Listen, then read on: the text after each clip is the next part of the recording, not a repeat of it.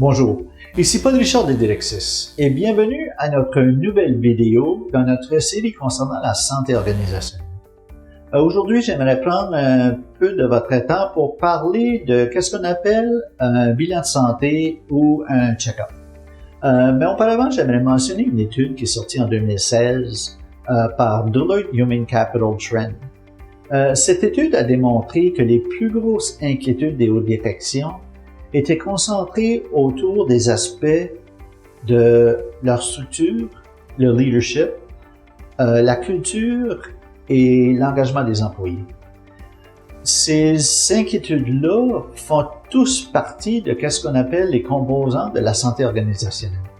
Donc, ça nous démontre déjà l'importance de connaître où est-ce qu'on se situe au niveau de notre santé à l'intérieur de nos entreprises.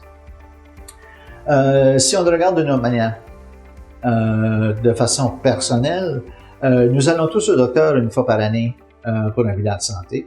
Nous allons tous au dentiste probablement 1 ou 2 fois par année pour des nettoyages et vérifier nos dents.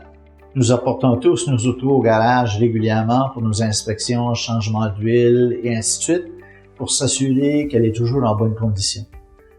La même chose s'applique à nos entreprises.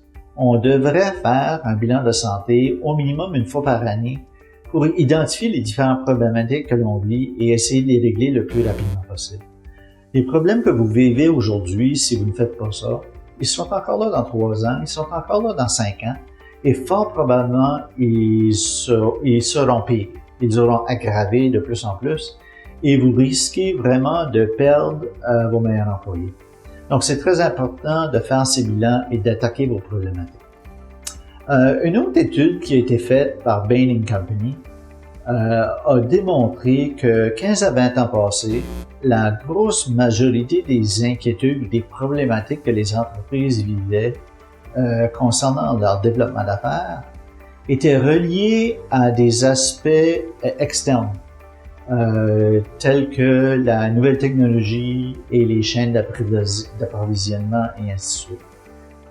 Cette même étude démontre qu'aujourd'hui, 94% des problèmes que les gens vivent, les entreprises vivent, sont reliés à des problèmes internes, donc directement reliés à la santé organisationnelle.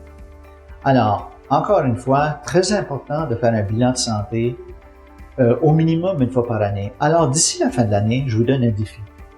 Faites un bilan de santé et identifiez vos plus gros problèmes que vous vivez aujourd'hui.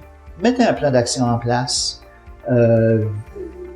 Mettez en place des objectifs pour 2020 pour attaquer ces problématiques-là.